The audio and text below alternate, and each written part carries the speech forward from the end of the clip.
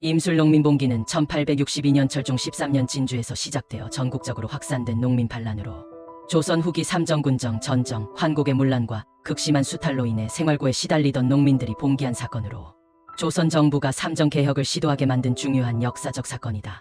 조선 후기에는 세도 정치의 처, 가문이 권력을 독점하는 정치가 극심해지면서 국가 시스템이 부패했다.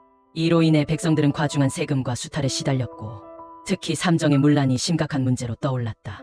삼정이란 조선 후기 세 가지 주요 행정제도로 이 제도의 부패가 농민 봉기의 가장 큰 원인이 되었다.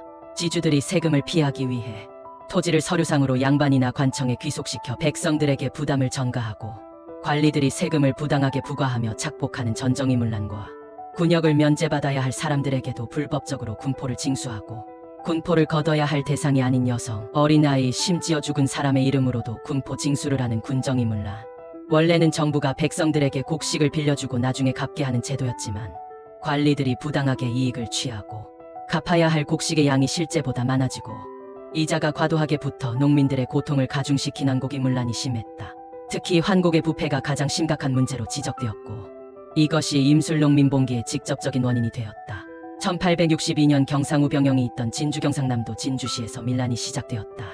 진주 지역 농민들은 진주 목사 지방 관료 이서구의 과도한 수탈과 부정부패에 분노하고 유계춘이라는 인물을 중심으로 1000명 이상의 농민이 봉기를 일으켰다. 진주 관할을 공격하고 관리들을 처단하고 봉기는 점점 규모가 커져 약 6000명의 농민이 참여하였다. 진주에서 시작된 봉기는 경상도뿐만 아니라 전국으로 확산되었다. 경상도뿐만 아니라 전라도, 충청도, 강원도 등 전국에서 70여 건의 농민 반란이 발생하고 관아, 군영, 창고 등이 공격당하고 관리들이 처형되기도 하였다. 봉기의 주요 요구는 부정부패 척결, 삼정의 개혁, 과중한 세금 철폐였다. 철종 정부는 농민 봉기가 빠르게 확산되자 무력 진압을 결정하였다. 정부는 진주에 군대를 보내 농민 봉기를 강제 진압하였고 지도자 유계춘을 체포하여 처형하였다. 봉기가 전국적으로 퍼졌으나 정부의 강경 대응으로 차츰 진압되었다. 하지만 농민들의 분노가 계속되었기 때문에 정부는 삼정 개혁을 시도하게 되었다. 봉기 이후 조선 정부는 삼정의 문란을 해결하기 위해 삼정이정청을 설치하여 개혁을 시도했다. 그러나 이러한 개혁은 실질적인 효과를 거두지 못했고 제도 정치가 계속되면서 기존의 문제점이 해결되지 않았다. 임술농민봉기는 단순한 한 지역의 반란이 아니라 조선 사회의 근본적인 모순을 드러낸 사건이었다.